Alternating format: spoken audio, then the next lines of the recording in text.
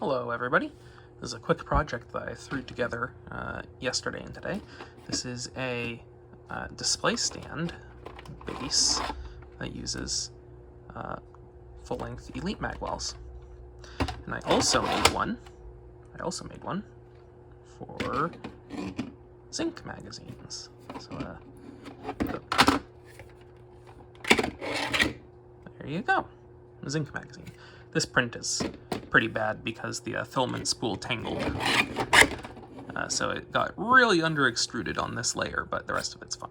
Anyway, I made a display stand for zinc magazines and one for full-length Elite magazines for Nerf and, Dart Zone, X-Shot, Buzzbee, stuff that uses this same full-length magwell thing compatibility.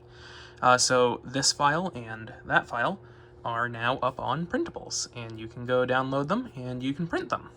They all have a little flat printed peg inside of the magazine that makes it strong so it won't snap if you just chuck it in a bag to take to an event or something.